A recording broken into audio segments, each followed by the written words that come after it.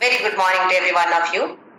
Welcome to this beautiful, gorgeous, static as well as dynamic and most divine, the holiest of the holy temples within our own selves. My humble pranams at the divine lotus feet of my Guru, Papa Swami Ramdas of Anandashram, Panyangar, Kerala, and my beloved parents. Now we are going through the Shlokas from the 14th chapter, Gunatraya Vibhaga Yoga. Traya is three. Three gunas are there, which are from the Prakriti. Purusha is Nirguna, Prakriti is Saguna. Purusha is Chetana, Prakriti is Jada or Achetana. Purusha is Nirvikara, no changes at all. Prakriti is Savikara, always there is change in Prakriti. And the last one is, the main difference is, Purusha is Satya, Prakriti is Mithya. That is, Purusha is eternal, forever existing. Prakriti is Mithya, does not mean it is a lie. It is non-truth. That is, it exists but in a potential form. It is not visible always. So we say, avyakta dini bhutani vyakta madhyani bharata avyakta nidhananeva tatraka paridevana. It is visible for some time. Then again, avyakta, invisible. Again it is visible. Again it is invisible. This goes on. So Prakriti always changes, and mainly it has got only three gunas. All the other rest of the things come from these gunas only. In this particular chapter, Krishna is explaining to us, first one is the definition of each guna. There are three gunas, Sattva, Raja and Tamo guna. What are these gunas? Then, what is the indicator? Lingam. We call this as a lingam. Lingam in Sanskrit means indicator. Shiva Lingam. It indicates the Shiva. So here we have Lingam, which indicates each guna. So we can analyze ourselves, then decide which guna is predominant in me. All the three gunas will be there, but one guna will dominate, predominantly existing. Which guna? Analyze this. So that kind of indicators are given, explained by Krishna. And then each guna binds us. There is bondage. Bondage is, it binds us to this world. Jivatma has this bondage. Paramatma does not have the bondage. So these three gunas exist in everything. Whether it is human being, animal, plant or any inert object, every bhuta that is existing in this world has got these three gunas, but in different proportions. Before this srishti of this universe, all these three gunas were in equilibrium. When the srishti started, srishti took place,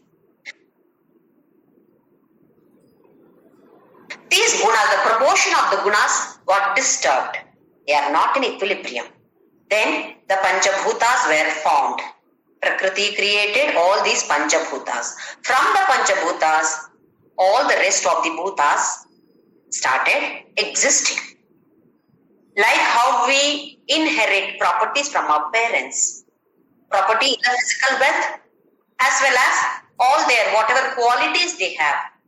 Many qualities we inherit, including some of the diseases like diabetes, etc. They say it is hereditary. So we inherit from the parents. What all we inherit, you see? Not only the bank balance or the physical property like some land or some house, etc. That also we inherit. Apart from that, the other kind of properties. Looking similar to the parents, walking style, all these also we inherit. Similarly, These are our mother and father. Prakriti and Purusha are mother and father. So we inherit lot of gunas from them. Purusha is nirguna, but Prakriti is guna, and we are combination of father and mother. Purusha and Prakriti. Mixture of father and mother. So obviously we have the gunas from this Purusha and Prakriti. So how does it bind us? What is the kind of bondage that we have through these gunas? That Krishna is going to explain to us. And the next one is Gati. Gati here means how we travel after death. How do we travel after death? As all of us know, body is perishable, but I as Atma or that Chetana is immortal. I will be there always. I was there always. I will be there always, provided that I is identified with that Atma. If I identify myself with the body, then I am perishable. I am not Avyaya, I am not Avinashi, I become Vinashi. Since we are supposed to identify ourselves with that Atma is eternal. How do we travel after death? That is explained here in this chapter. And the last one is, what is the phala? What do we gain by this? By having whatever pradhana guna. One guna will be dominating.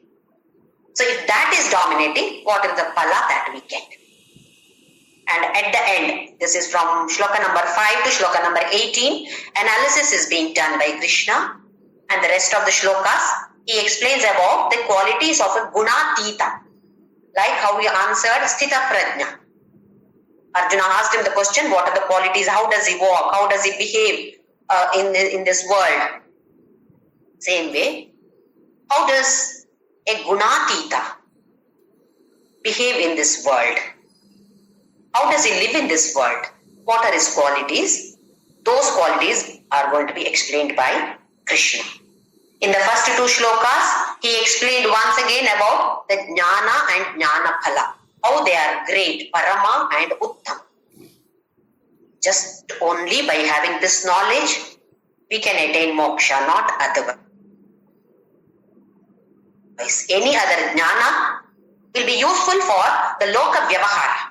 To live in this world, we need all those jnana, but that will bring us back into the cycle of birth and death. Punarapi jananam, punarapi maranam is compulsory for us unless we try to have this goal of moksha. Not only having the goal, we should reach that. So only when we attain this goal, then we will come out of this kind of cycle. So what he says, sarge pina upajayante pralaye na vyatantija. Even the next time, there is one more yuga later. After how many years? Exactly we don't know. Whatever it is. Even in the next time Srishti takes place, we will not be coming back. And pralaye na vyatanti. There is no worry at all. Even if pralaya comes, we will not be worried because we know what we are. We gain that moksha. So absolutely no worry at all. In the third and fourth shloka, he once again explained about Purusha and Prakriti and Srishti.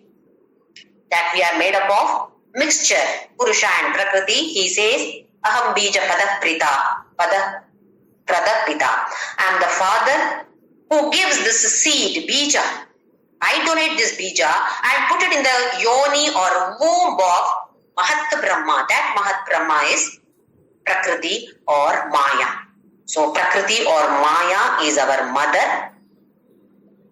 Purusha or this Parabrahma is our father. That is what he himself has claimed. And in the fifth shloka, he said that Sattam Rajas Tamayati Guna Prakriti Sambhavaha Nibadnanti Mahabaho Dehe Dehinam Avyayam.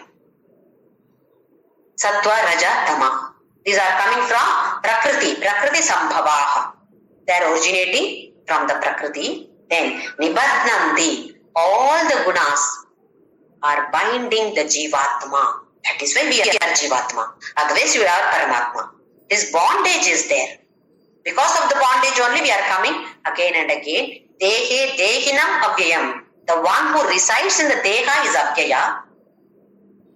But he is veiled. Veil is there. Thick curtain is there. Just like how we have sun. Sun is covered by clouds. Dark clouds are there. Then what happens? It is very dark. We don't see the brightness of sun at all. Does it mean that sun is not existing? Sun is existing there, but he is covered by the thick cloud. So he is not visible. Same way, the original source, what we call as Sakshi, Paramatma, that is always there. But because of this thick curtain, it is covered by that thick curtain of vasanas. Because of that, we are Jivatma. It is covered with that. So we are known as Jivatma, and this Jivatma has bondage, whatever that guna is. Sattva, Raja, Tama, Nibadhanti, all of them are binding. This we must understand very, very clearly. Everything has got bondage. Sattva may have golden necklace, golden chain. Rajoguna will have silver chain. Tamoguna will have iron chain. But chain is there. When we are chained, there is no freedom. What is our goal? Freedom. We do not want any kind of chain. No bondage at all. That is what mukti or moksha is. So we have to go beyond all these. So Krishna beautifully explains that these three are existing definitely. Now make use of these as stepping stones for this moksha. Just like how a pole vaulter, there is an event in athletic games called pole vaulter. All of you know this. They use a flexible stick, a very long stick. They run, the person, athlete, runs from far off place, quite a distance, and then puts that pole, and that pole is flexible, so it bends. So along with that pole or stick, he also goes on top of it and then crosses that bar, like how they keep for high jump and long jump, etc. Not for long jump. High jump, they keep this bar. So you have to go beyond that. Similarly, there is a bar for this also. This event also, bar is kept very high. So you have to go to that height, and then leave the pole and then go across the bar. Leave the pole. But the pole is useful. To go to that height, you must use the pole. If I say, no, I will not use the pole. Foolishness. Then, having gone to that height, no, I will not leave the pole. I am very attached to the pole. I will hold the pole itself. You will not be able to cross the bar. Then, same way here, Sattva, Raja, Tama, all these gunas are like the pole. Make use of the pole, go to the highest level, then leave the pole. Pole is of no use later. What does it mean? Use Tamoguna, come to Rajoguna. Use Rajoguna, come to Sattva-guna. Come means that should be dominating. Pradhana. Pradhana guna should be Sattva. Sattva is the basis for moksha. So you have reached the highest level. Now what should you do? Can I say that no, I am Sattvika only, I will live like this only? Yes, there is a chain then. There is no freedom. You are not leaving the pole. Leave the pole means Gunatita. Go beyond that. Now once again there is what do you mean by going beyond this? When we observe some of the jnanis or some sannyasis, we may not know who is a jnani. Some sannyasis, Swamijis. Some of them you see, they eat very good food, very tasty food. Then we wonder, hey, this is Swamiji. Why should he eat tasty food?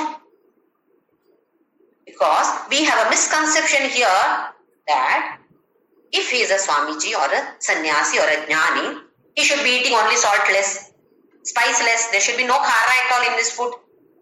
It should not be tasty. This is the misconception that we have here. He should not play tennis. Who said that he should not play tennis? This is all misconception in our mind that this is a sannyasi.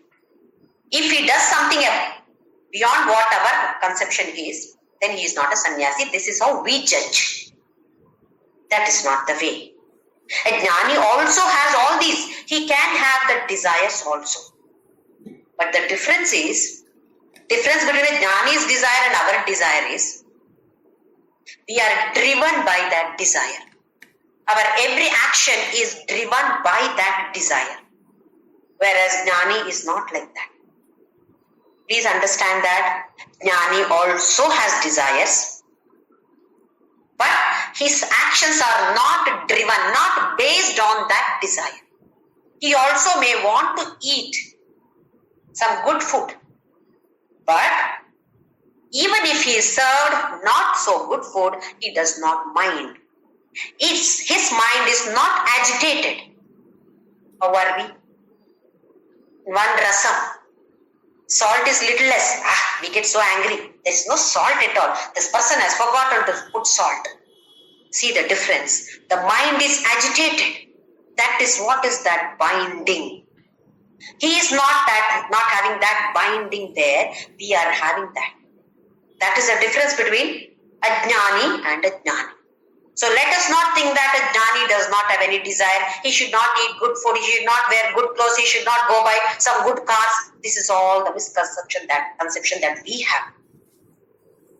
So let us not judge anyone based on our thinking, because our thinking level is very low. We don't even know how to think properly. So here Krishna is explaining, make use of all these three gunas. Everybody has got all the three gunas. You find out, analyze for yourself which guna is dominating in you.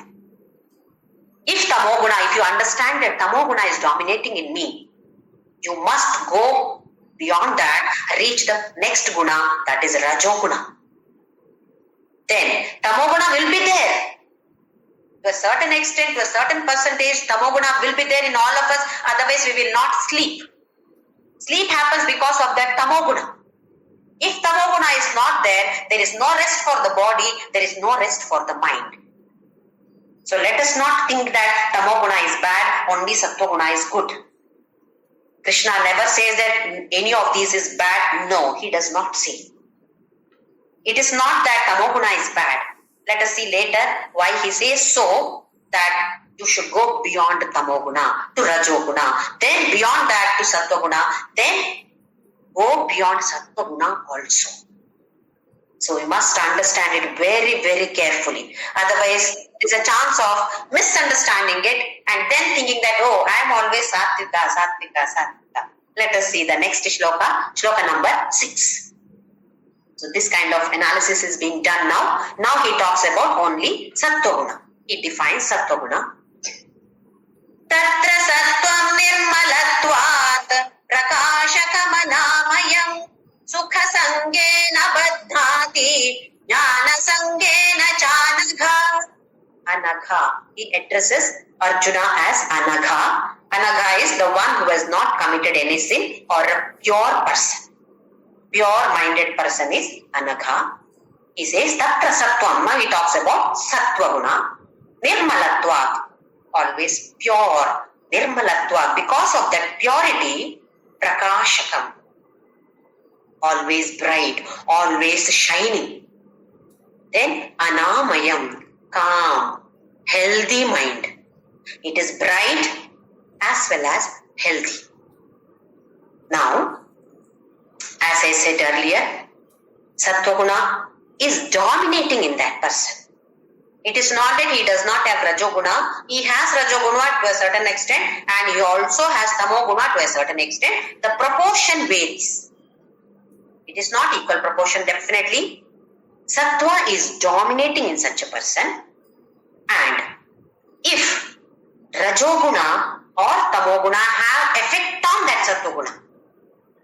When do we have effect of Rajo and Tamo on Sattva? If Sattva is slightly more than Rajoguna and Tamoguna, definitely they also will affect Sattva. Whereas if Sattva is very high and little Rajoguna, little Tamoguna, Then this prakasha and anamaya or healthy and calmness. Now it is prakashaka. Prakashaka means it is not affected by tamoguna. Tamoguna is very, very less. Tamoguna is there, but very, very less tamoguna is there.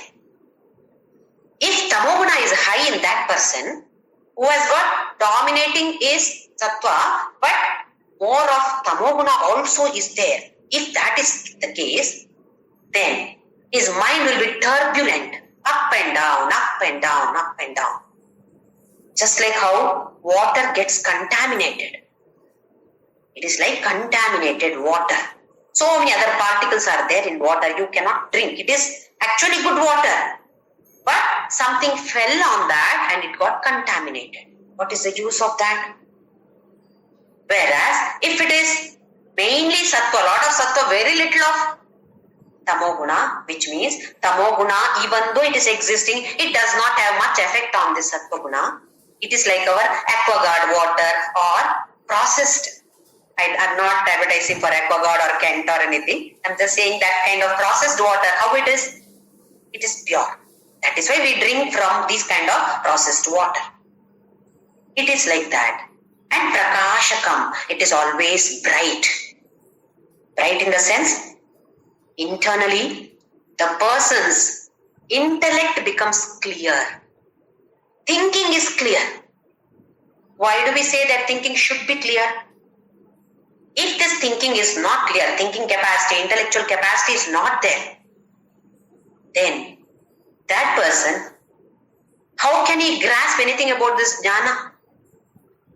Only when the thinking capacity is properly working.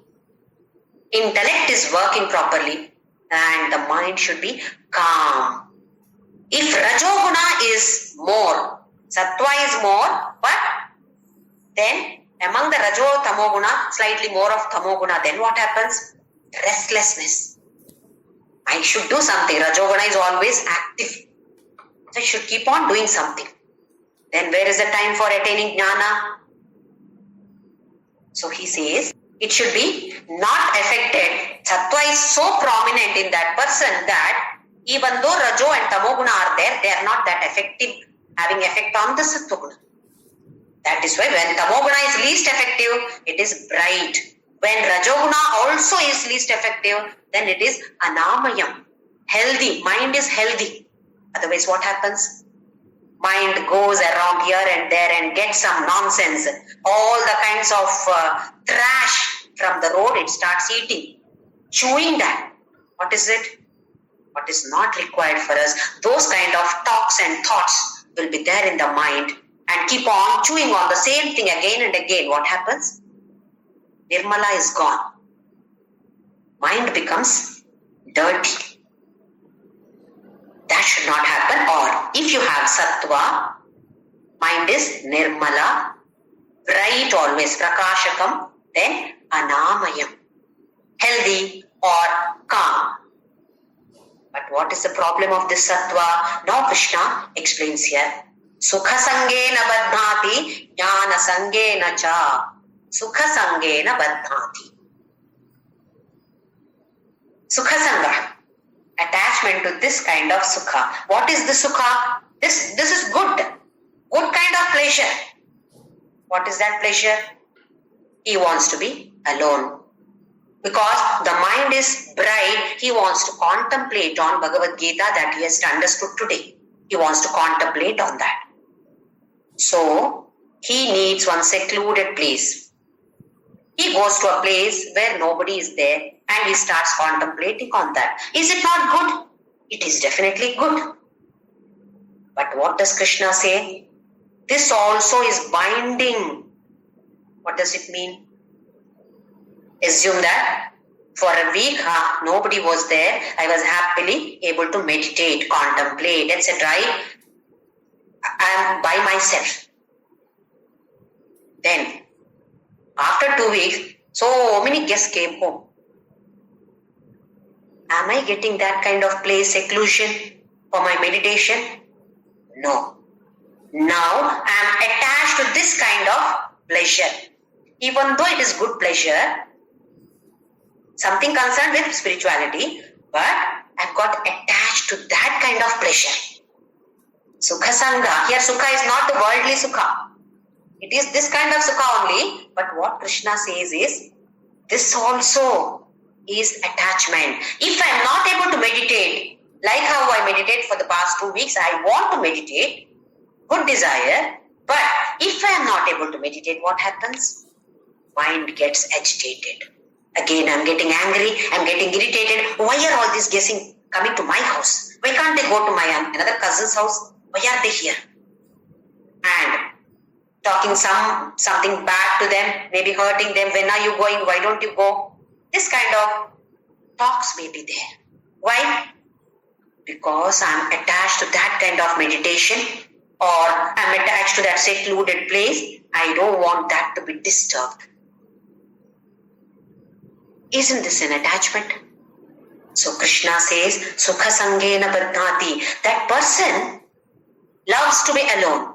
Very good. There are many people who cannot live alone, who cannot live for a day or a night alone. Aratir Jana Samsadi, Krishna has told in the 13th chapter, where there are enjoy with the people, but you should know how to be alone also. When we talk to some of the old people who are staying, many people are staying alone. Find out from them. Is it not difficult to stay alone? It is difficult, provided you do not know how to utilize that time. Fantastic time we have got. If you are alone, one of the best blessing that you have got. How to utilize that time for yourself. Yes, capital. How to improve myself. This analysis can be done when you are alone. But there are many people who cannot live alone. Even if they are alone, they want that TV to be switched on so that some sound is there. Otherwise, loneliness. Alone is different. Loneliness is different. Alone, you need not be lonely. You can feel the presence of that God within ourselves. So such a person is attached to this kind of pleasure. Krishna says, you have to go beyond that. Initially, true, you must target to come to this sattva pradhana guna. But once you are there in that sattva guna, stabilize yourself in that guna, then you have to cross over that also. Similarly, jnana sangena, not only sukha sangha, jnana sangha. What is this? He is attached to that intellect or knowledge. So here's the samsara is intellect samsara. But samsara is there. He wants to learn more and more. Ichha Shakti, Jnana Shakti, Kriya Shakti. Kriya Shakti is less in this person. Ichha Shakti is there. Jnana Shakti is there. He wants to have more and gain more and more knowledge. Isn't that good? Definitely it is good. But how long will you go on gaining knowledge? What kind of knowledge? That is important for us. Worldly knowledge, any amount we learn, there is no end for it. But now we know there is one Uttama Jnana. Once we gain that Jnana, then nothing else is needed. We don't have to acquire any more knowledge, attain anything else. No, nothing else is needed. Because Param Siddhim, that is the Param Siddhi. Highest level of Siddhi is that. So Krishna says, if you are having Sattva Pradhana Guna, one must understand Sattva is Pradhana, but other gunas are also there in that person. Such a person has got mind very pure, very bright and healthy and calm mind.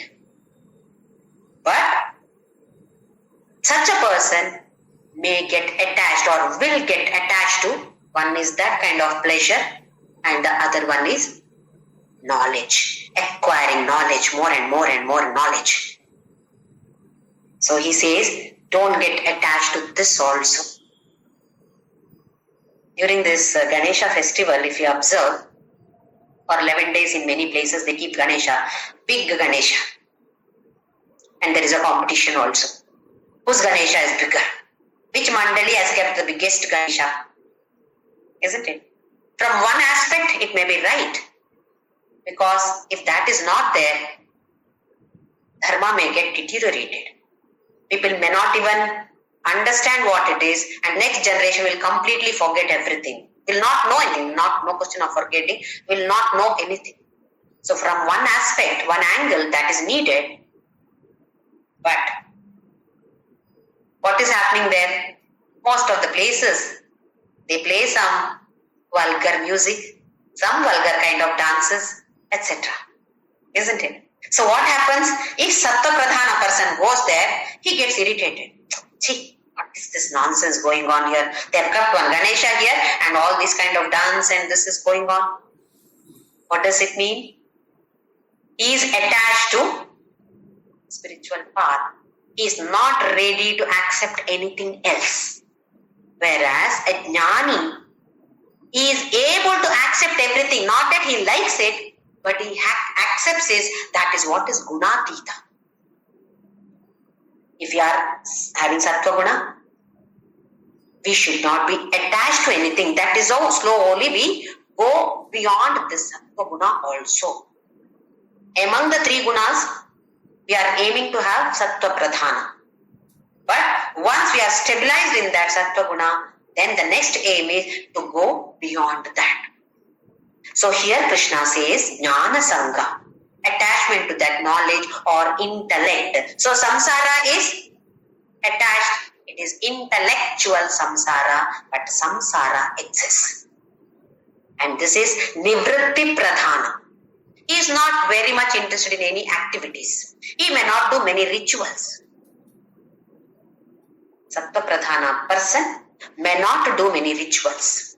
If at all he performs any rituals, he has got the complete knowledge of those rituals. With some perspective only, he is doing that ritual, or we call this as nivritti pradhana. Pravritti is activity, nivritti is no. Like how we take retirement, nivritti is as good as retirement. Retirement from this kind of rituals or activities. So nivritti pradhana and intellect samsara. He suffers from intellectual samsara. He is attached to that kind of sukha or pleasures as well as that kind of knowledge. Let us see what he says in the next shloka. Now he talks about rajoguna.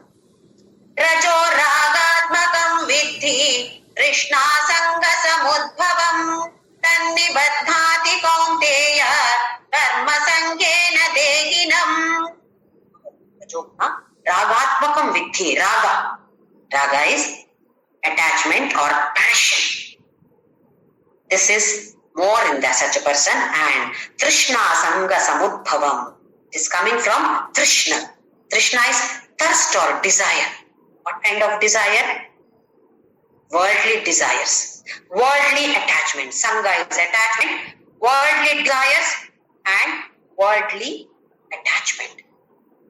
Then Tannibadhati kaunteya, that is also binding. How? Karma sangena. Bound by activity.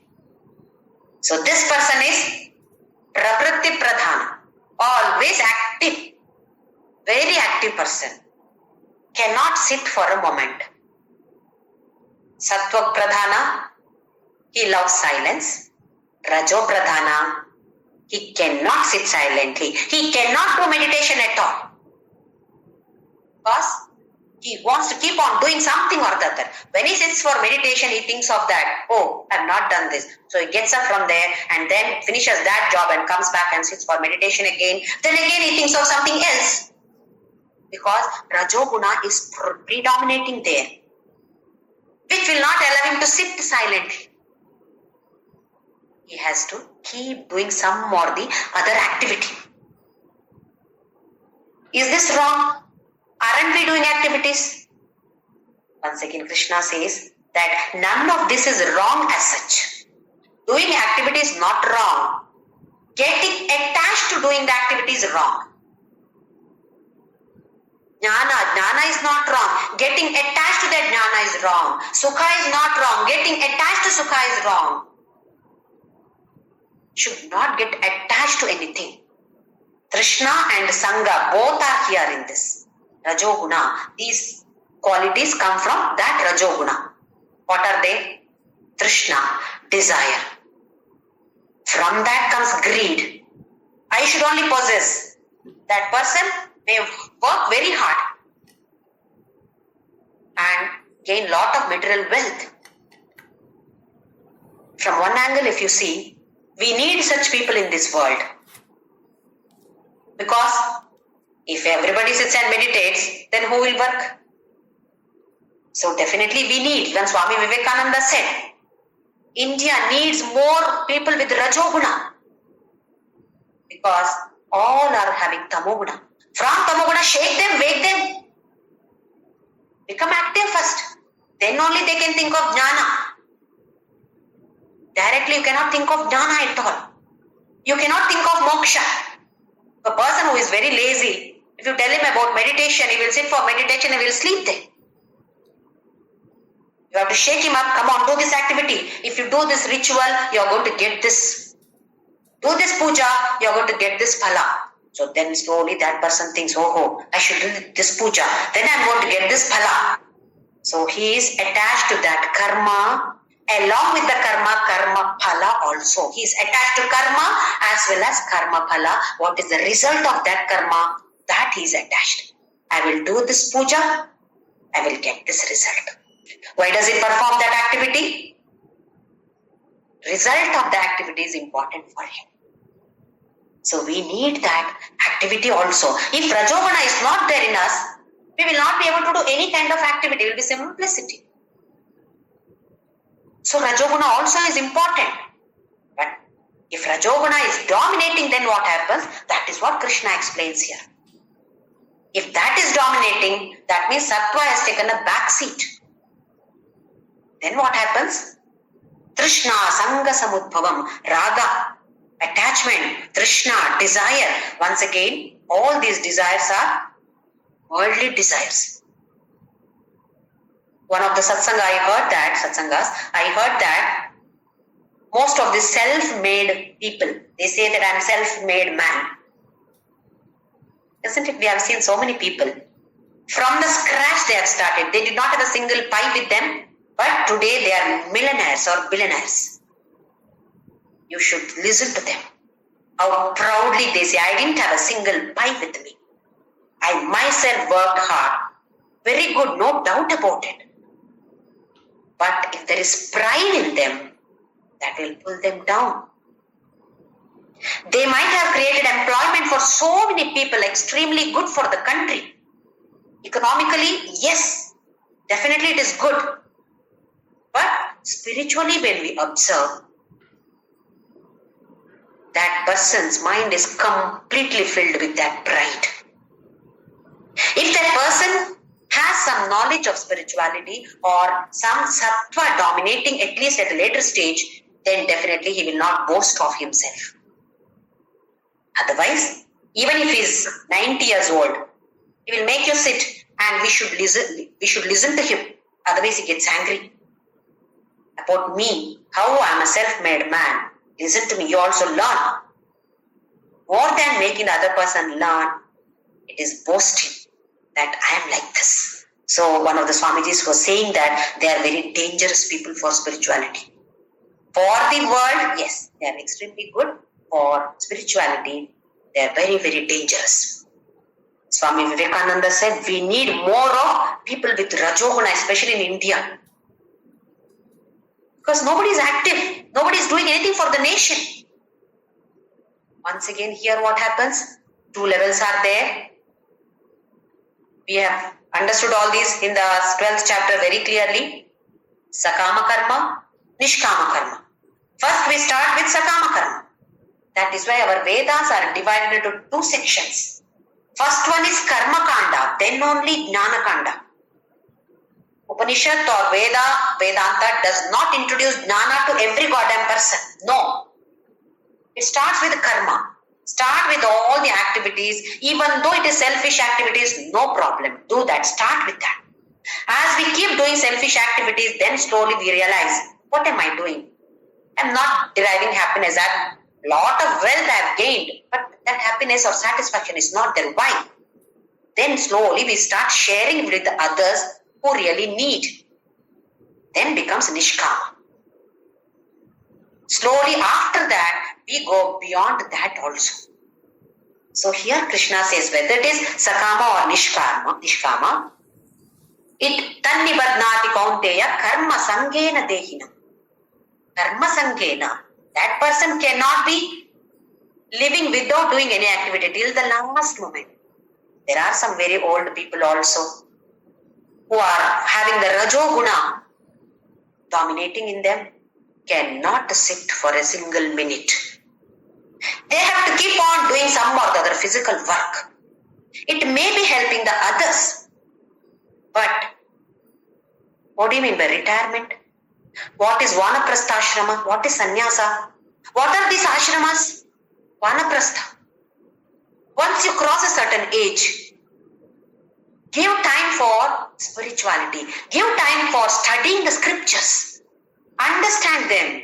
Use them in that family. It is not that till my last breath I'll keep on cooking, I'll keep on washing vessels, I'll keep on doing my household work or keep on going to my office. No. This is not the way our Sanatana Dharma has prescribed us. Once you cross certain age, leave everything to the children. Let them take care of that. Keep aside some time for the study of the scriptures or contemplation. What am I supposed to do? So here Krishna says, if Rajoguna is dominating, you will continuously keep working. Where is the time for gaining jnana? No time at all. No time, no energy. The moment you start doing meditation, you will sleep there because you are so tired. So this is an eye-opener for all of us. Once we cross certain age, there is a limit for everything. We have worked a lot all these years. Not that we should not work, but limit that. I have got very good health, I have got high level of energy, I'll keep on doing. Yes, we can do it. But are we going further? Are we climbing the ladder of spirituality? We are stuck there. That is what karma sangena dehinam. That jivatma is stuck to the activities only, activities and the result of the activities. We possess so many objects and we are possessed by those objects. Not able to leave those objects. Sentimental values for all the objects and things that we have. One mixer. This mixer was gifted by my mother during my marriage. So that it is not working now, but I am keeping it, Why? Sentimental value. We have accumulated so many things, so many objects in our life like this, which is just lying there in the house. Any use of that? No. But I am not ready to let go of it. Why? So much of attachment to that object. Because of Rajoguna. So we can analyze ourselves. Which guna is dominating in me? Am I attached to these kind of activities? Or if I want to help the family members, not that we should not work. As far as we are healthy, definitely we can work. But there is a limit. Draw a line. Where should we draw a line? That we should know. Each one should know for themselves. Other person cannot draw a line. Unless we draw a line for ourselves, we will be taken for granted by others. Others will not realize. It is for ourselves. To take this kind of decision, it is for ourselves. It is up to us. So we must understand Krishna again and again. He says, karma sangena dehina. We should be able to get detached from this. It is not harmful to have a desire, but our actions should not be driven by that desire. That is important for us. That is what attachment is. Many people keep asking, what is the difference between love and attachment? How do we know are we attached to that person or thing? If the absence of that object agitates my mind, I am attached to that. If the presence of that object makes me very happy, I am attached to that. Same thing with the person. If this person is present here, I am very happy, I'm attached to that person. If that person is absent, not there, am I very unhappy? Is my mind agitated? Definitely I'm attached to that person. So now we should be able to analyze. Let us not miss anything in the world, miss any person. When they are there, enjoy with them. When they are not there, the joy is coming from within, not from that person. He may be or she may be a catalyst, but the joy comes from within only. Just like how cloud is moved away, sun is visible. When that jnana comes, that prakasha from within is shining. Joy is within us. It is not coming from anywhere else. But we have this misconception. We have not understood it properly. We have not understood that what attachment is, what love is. We feel that loving means attachment. If I love a person, a small child, recently, one of the children told me, "Auntie, please miss me." See, what are we? How is the mind working? If you miss me, then I understand that you love me. If you don't miss me, I understand that you don't love me. This is not so. Even if I love a person, I need not miss that person. So slowly we must understand all these. That is why Krishna is explaining in one full chapter about the gunas. So here, this person is pravritti pradhana, rajoragatmakam viddhi, Krishna sanga samudbhavan, tannibadnati kaunteya karma sangena dehinam. He is attached to activity. His samsara is activity. Sattva guna pradhana person samsara is intellect or knowledge. And he is pravritti pradhana. Sattva is not very active. Not that he does not do anything, he does, but not very active. Whereas rajoguna pradhana is very, very active. His samsara is only active. He is very active. He expects all the other members also to be active in the family. Then what does that person think? See, this person is not doing anything. Why can't she or he do like how I am doing? That person also has come with this baggage. Like how I have come with my baggage, my gunas, has he not come with the same similar gunas but different proportion? Same gunas but different proportion. So this we must be able to understand, not get agitated. If that person behaves like this, accept that person. Let this person be like this. Paramatma wants him to be like this. He has sent him. He only has manufactured this person. Like how I am manufactured by that Paramatma. Same way, Paramatma has manufactured him. He only has come with his gunas. So what can I do? What can we do? Let us see what Krishna says in the later shlokas. Next shloka about tamoguna. Tamastvajnanajam vidhi mohanam sarvadehinam pramadalasya nidrabhihi tannibadnati bharata. Now about tamoguna. Ajnanajam vidhi. This is coming from ajnana, ignorance. Then foolishness. Mohanam sarvadehinam. It is there in everybody. Mohanam, delusion. What is delusion?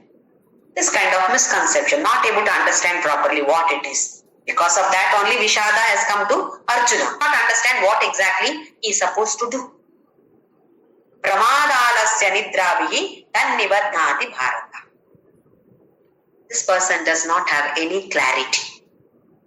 No clear thinking at all. Mind is useless, nothing. For what? He uses it only for sleeping. Then mohanam sarvadehina, then no goal at all. Absolutely no goal. Don't we think we also belong to this category? Is there any goal? Yes, we have this goal. Moksha. Attaining moksha is our goal. So we don't come under this category. This category one must understand tamoguna pradhana. Krishna is talking about persons tamoguna pradhana if it is there. If sattva is less, rajoguna is less, then tamoguna is only dominating. Then what happens? Not if it is there in small proportion it is there, no problem. But it should not be dominating. So in such a person, there is absolutely no goal at all. No priorities. He does not have any priorities. His priority is only sleeping and being lazy. So pramadalasya nidrabihi. Pramada. All Tamilians should understand this. It is not the Tamil pramada. In Tamil, we ask, how was that function? எப்படி இருந்தது அந்த program? எப்படி இருந்தது dance program? பிரமாதமா இருந்தது. It is wonderful. Here it is not that pramada. Here pramada is carelessness, negligence. So this person in whom tamoguna is dominating is always careless and irresponsible. Not interested. Ichha Shakti, Jnana Shakti, Kriya Shakti, all have come to lowest level. No enthusiasm to do anything. Then how the Jnana will come? Ichha Shakti is not there. Jnana is not there. What Kriya will he do? He does not do anything. He is simply lazing around. Nidrabihi. He sleeps a lot. There is no power of judgment at all. There is no clarity. There is no priority. There is no power of judgment at all. What is good for me? What is not good for me? How much importance should I give for money? How much importance should I give for health? Nothing is known. Most of the time, either he is sleeping or sleepy. Feeling sleepy. Wherever he goes, he dozes off. But you force him to do some activity. He will do it. How? Carelessly he will do.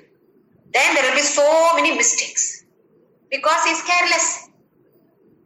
Because that activity is done carelessly, so many mistakes are. Then what happens to you? You feel, I myself will do it. Instead of telling him and he taking 1 hour to do that activity and then I have to go and correct it, forget about it. I myself. Doesn't this happen to many of us? I prefer to do it myself because that person takes more time. He is not interested, but since I am forcing, he is doing it. So this tamoguna, pramada once again, not the Tamil pramada. In Tamil, pramada is wonderful. Here it is not so. It is carelessness, forgetfulness, or irresponsible, ignorance. All these come under the word called pramada. Alasya, lazy. Lazy to do anything. You tell him to do anything, he will say, tomorrow we will do. Tomorrow? That tomorrow never comes. Somebody else would have done that job. Alasya and nidra, always feeling sleepy. That is, he does not have any goal. He does not have any priorities. Now, we have paid a very, very high value to have been born in this Manushya Janma. That too, in this country, our wonderful country, which hails the Sanatana Dharma, Vedic culture. We are so fortunate to have been born here in this country of Vedic culture. Are we making use of it? Are we understand anything from this Sanatana Dharma? So Krishna says, if not, then Tamoguna is dominating in us. We must analyze ourselves. The next shloka, he concludes about these 3, definition of these 3 and how they are binding. So it is in a nutshell. Shloka number 9. Sattvam sukhe sanjayati rajat karmani bharata jnanamavritya tu tamaha pramade sanjayatyuta. Sattvam sukhe sanjayati. Here sanjayati means attaches. How does sattva guna get attached? Sukha, for pleasures. Not that we should not have pleasures, but we should not be attached to that pleasure. AC gives pleasure to us. Very good sleep. But should not get attached to that. Even if that is not there, I should be having that same happiness. So he says, this is how it is binding. Maybe having sattva, but if it is that is having binding, then try to come beyond that. Next one is Rajaha Karmani Bharata. Rajoguna binds you through karma, through activity. You have to keep on doing some or the other activity. Then jnanam avrityatu tamaha, tamas pramade sanjayatyuta. This tamoguna binds you with pramada. Pramada is irresponsibility, ignorance, carelessness, forgetfulness, etc. It binds. How? Jnanam avritya. Covering or veiling the jnana. Just like how the sunlight is covered or veiled by the cloud. Not visible. Jnana is there because Paramatma who is residing in us is that jnana. But it is being covered. Since it is covered, it is not available to us. We are not able to visible. So it is jnana avritya. This tamoguna binds us to ignorance, restlessness or irresponsibleness, etc. How? By covering this jnana. Jnana avritya. So it attaches us to carelessness, etc. So now we should start analyzing ourselves, because Krishna has started analyzing, giving us the definition of what is it, all the three gunas. We should be able to understand, where am I standing? Tamoguna makes us sleep. So we are not against the tamoguna. Veda is not against the tamoguna or only this, only. No. It is needed, but oversleeping is a problem. Sleeping is okay. Attachment to that activity is a problem. Sleeping. To a certain extent, if you are lazy also is okay. But if you are continuously lazy, then that is a problem. Similarly, if you are happy, good, very good. But don't get attached to that kind of pleasure. We must go beyond that. Remember this pole vaulting. Use these gunas, go to the highest level, leave all the gunas and cross over and get moksha. So this pole vaulting we should remember always. All these gunas are nothing but the pole. We are climbing the pole, going on top of the pole. With our flexibility, we go like this, then cross the bar. While crossing the bar, what we must do? We must leave the pole. So leave all these gunas and go beyond all these gunas and cross over this samsara. So Krishna is explaining to us in a wonderful way about all the three gunas. We should be able to analyze. Am I sleeping? Yes, I am sleeping. So definitely tamoguna is there in me. Am I lazy? Sometimes we become lazy. Then we must understand tamoguna is dominating in me. Please understand that all the three gunas exist in different proportions at a different time also. Sometimes tamoguna is dominating in us. We may be sattvika people, but sometimes rajoguna, we feel like doing something or the other. Tamoguna is dominating. Lazy. Today I'm feeling very lazy. Sometimes it happens to all of us, isn't it? Either tiredness or something. Lazy. I don't want to do anything today. I will order food today. I don't feel like cooking. Isn't it? So, all these are there in all of us, but to what extent it is there, to what proportion, that varies. Because of this variation, swabhava in everybody is different. So let us see in the next shloka what more explanation Krishna gives about all these three gunas. Om Shri